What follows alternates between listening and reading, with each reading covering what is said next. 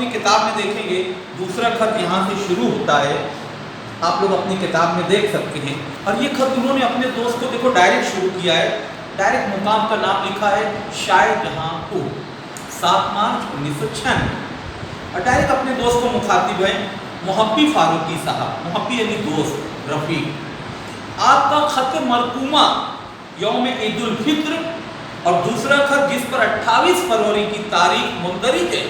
مجھے کل ایک ساتھ ملا۔ آپ کا خط مرقومہ،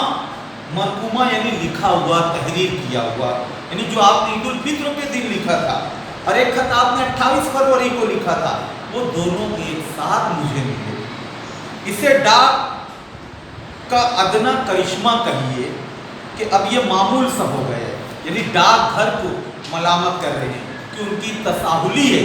کہ اتنے فرق سے بھیجا گیا 2 خط ایک ہی وقت میں مل رہا ہے۔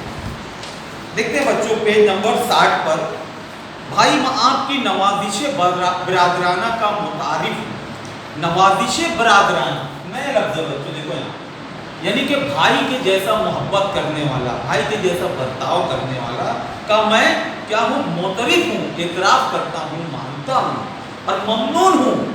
کہ آپ یاد رکھتے ہیں۔ ممنون یعنی شکر گزار رہنا، احسان مند رہنا۔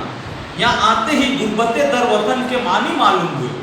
غربت در وطن کے یعنی اپنے ہی وطن میں اجنبی، اپنے ہی گھر میں اکیلا پن محسوس کرنا، گھر کے سبھی افراد کے پاس رہنے کی جگہ میرے سوا،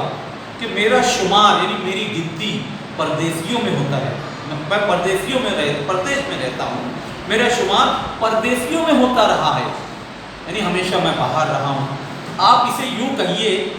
کہ 4-6 دن پہلے میرا پوتا 4 سال اپنی ماں سے کہنے لگا کہ اب دادا ہمارے گھر رہیں گے، اپنے گھر دہلی نہیں جائیں گے۔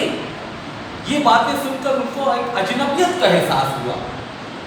ساری کتابوں کے بنڈل باندھے پڑے ہیں، اب تک اس لیے مجبوراً ایک کمرہ اپنے لیے بنوانا چاہا، اور اس میں لکھا ہے یعنی دروازے پر ہاتھی باندھنا چاہا، یعنی بہت ایک مشکل کام ہے۔ یہاں پر ایک بہت اچھی مثال دی گئی ہے، دروازے پر ہاتھی باندھنا، یعنی نہ اندر آ پائیں گے، جا پائیں گے، ہر ایک کو تکلیف ہوگی، یعنی بہت مشکل کام تھا کہ میں اپنے لیے گھر بنوا لوں، ایک کمرہ بنوا لوں۔ جوں تو کام شروع ہو گیا، گھر بنانے کا کام شروع ہو گیا، اپنے پاس تو دست خالی کی لکیریں ہیں،